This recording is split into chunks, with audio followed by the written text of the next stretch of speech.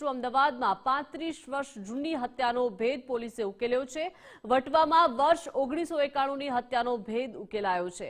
પ્રેમ પ્રકરણમાં હત્યા કર્યા બાદ લાશને ઘરમાં દાટી હતી। ક્રાઇમ બ્રાન્ચે શકબંધી પૂછપરછ કરતા ચોંકાવનારી વિગતો ખુલી છે।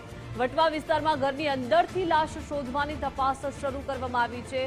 પોલીસે હત્યાના ગુનામાં શકબંધી અટકાયત કરી લીધી છે। તો 35 વર્ષ જૂની હત્યાનો આખરે ભેદ પોલીસ ઉકેલી રહી છે, કેમ કે વટવામાં વર્ષ 1991ની આ હત્યાનો ભેદ ઉકેલવાના પ્રયાસો થઈ રહ્યા છે। પ્રેમ પ્રકરણમાં હત્યા કરી અને હત્યા બાદ લાશને ઘરમાં દાટી દીધી હતી। પોલીસે હત્યાના શકબંધી પૂછપરછ કરી અને હવે ચોંકાવનારી આ વિગતો સામે આવી છે।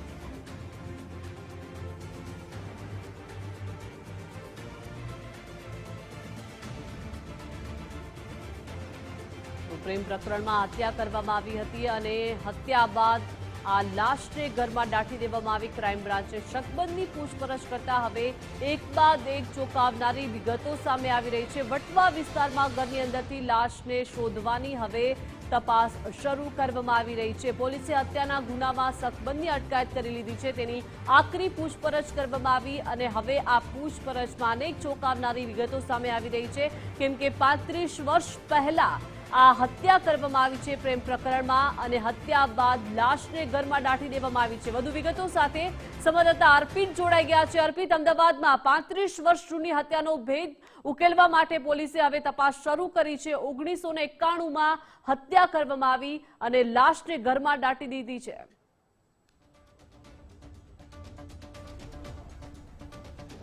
એક સૌથી મહત્વનો ચોંકાવનારો કિસ્સો અમદાવાદમાં સામે આવ્યો। ક્રાઇમ બ્રાન્ચને માહિતી મળી હતી। માહિતીના આધારે આખી તપાસ શરૂ કરવામાં આવી। ઇનપુટ મળ્યા હતા। ઇનપુટ મળતાની સાથે જે જગ્યા હતી એ જગ્યા તમે જોઈ રહ્યા છો, ખોદકામ કરવામાં આવ્યું। વાત 1992ની છે।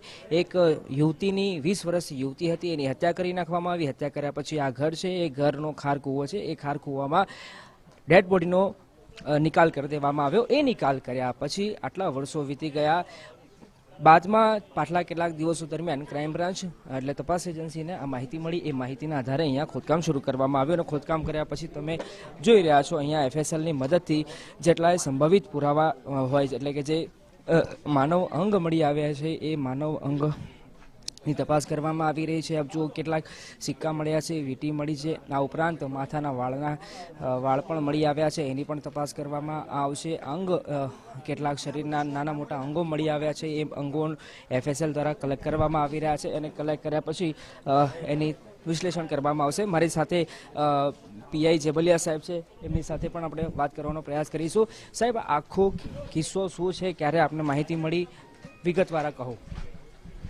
હાલ તો અત્યારે કંઈ કહી શકાય નથી। જ્યારે અવશેષ મળે અને DNA થાય ત્યારે ખ્યાલ આવશે કે શું છે અને શું નથી।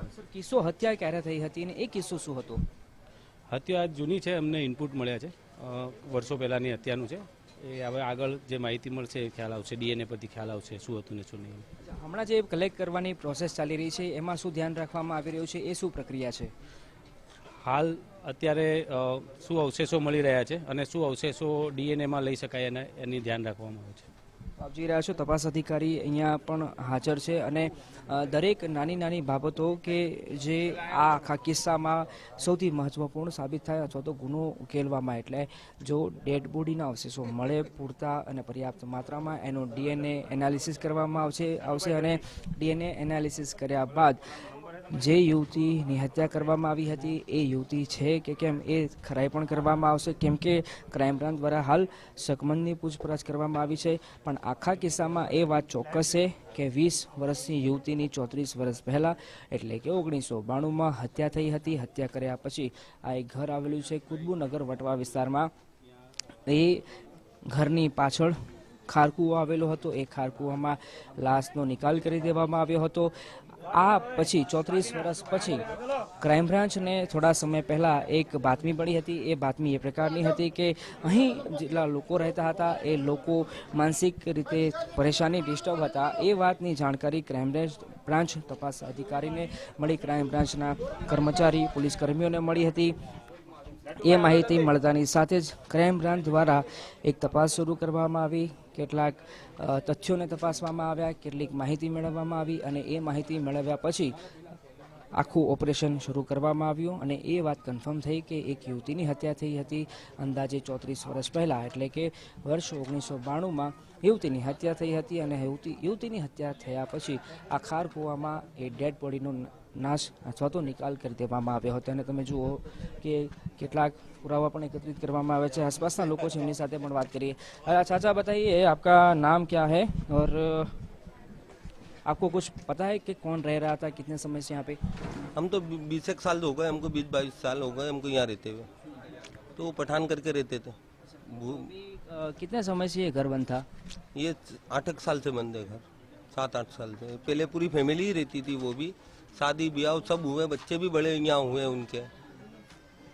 पता है ये जो डेड बॉडी जो है वो किसकी थी, नाम या कुछ वगैरह पता है आपको? अब ये तो बहुत जूनी बात है, अब हमारा मकान ही नहीं था यहाँ, तो फिर हम कैसे हम बोलेंगे कि किसकी थी। जाहिर सी बात है कि यहाँ पे ये हुआ था तो लोग डिस्टर्ब भी होंगे यहाँ पे शायद रात के इतने लोग नहीं रहते थे यहाँ, इस गली के अंदर इतने घर नहीं थे, गिनती के ही घर बने हुए थे। घर क्या? अब यहाँ पे 10-15 घर थे, उसमें भी आधे से ज्यादा सब बंद थे, तो कोई सब प्लाट पड़े हुए थे। खाली पड़े थे? हाँ खाली पड़े थे। तो लोग यहाँ से भाग जाते थे मतलब? हाँ कोई रहता ही नहीं था, पानी वानी की सुविधा नहीं थी, लाइट नहीं थी, तो कोई रहता ही नहीं था यहाँ। रात को क्या माहौल क्या रहता था, इसकी वजह से ये ऐसा कुछ डिस्टरबेंस महसूस होता था क्योंकि यहाँ पे किसी की हत्या करके डेथ? महसूस तो नहीं हुआ, लेकिन ऐसा सुनते थे कि भाई कुछ चीज है ऐसा, जैसे क्या भूत पलित वाले, लेकिन हम लोग इतना विश्वास नहीं करते हम लोग। लेकिन ऐसी बातें चल रही थी? हाँ बातें चलती थी कि भाई ये फेरी चलती है यहाँ पे, ये होता है वो होता है, ऐसा सुनते थे हम। तो बाहर निकलते तो डर लगता था कुछ ऐसा कुछ? नहीं लगता था, कभी लगा ही नहीं डर। मेरे बच्चे बड़े हो गए। आप यहीं रहते? बड़े भाई को डर ही नहीं लगा हमारे को कुछ ऐसा। चर्चा लोग चर्चा भी करते होंगे काफी सारी, तो किस प्रकार की चर्चा करते थे? ना ऐसा कुछ भी नहीं, कोई चर्चा नहीं होती थी, खाली तो बजे आप कब से रह रहे हैं इधर? हम ये समझ लो कि 20 एक साल हो गए। 20-22 साल में यहाँ पे कोई आया था क्या? कितने अंतिम बार ये घर खाली हुआ तब कितने लोग रह रहे थे इधर? कम में कम ये 10 जने रह रहे थे। તો આપ જુઓ કે હમણાં આ જે આસપાસના લોકો હતા એમની સાથે વાત કરવાનો પ્રયાસ કર્યો અને તમે હું જે એફએસએલ દ્વારા પુરાવા એકત્રિત કરવામાં આવ્યા છે તો જે અંગ હતા યુવતીના એ અંગના કેટલાક નાના નાના હિસ્સા એકત્રિત કરવામાં આવી રહ્યા છે। જેટલા આનુષાંગિક પુરાવા મળે એ પુરાવા એકત્રિત કરવામાં આવી રહ્યા છે। એ પછી હત્યાનો ગુનો નોંધવામાં આવશે, કેમ કે અત્યાર સુધી હત્યાની બાબત સામે આવી ન હતી એટલે કોઈ પણ પ્રકારનો ગુનો પોલીસ ઉપરે નોંધાયેલો નથી અને આ કિસ્સો હવે પોલીસે એટલે ખાસ ક્રાઇમ બ્રાન્ચના હાથમાં આવ્યો છે એટલે આ મામલે ફરિયાદ નોંધવામાં આવશે। ફરિયાદ નોંધ્યા પછી જે શકમંદ હતા એ શકમંદની વધુ પૂછપરછ કરવામાં આવશે, જે સેમ્પલ લેવામાં આવે છે એનું વિશ્લેષણ કરવામાં આવશે અને સાબિત થયા પછી શકમંદ દ્વારા હત્યા કરવામાં આવી છે કે કેમ એ તમામ પ્રકારની વિગતોની ખરાઈ કર્યા પછી એની ઓફિશિયલી ધરપકડ કરવામાં આવશે અને વધુ પૂછપરછ પણ કરવામાં આવી શકે છે। પણ એક રેર ઓફ રેર કિસ્સામાં જોવા મળતો આ પ્રકારનો હાલ એક કિસ્સો સામે આવ્યો છે જે મામલે ક્રાઇમ બ્રાન્ચ દ્વારા તપાસ શરૂ કરવામાં આવી છે। જી બિલકુલ, આભાર અર્પિત વિગત સાથે જોડાયા।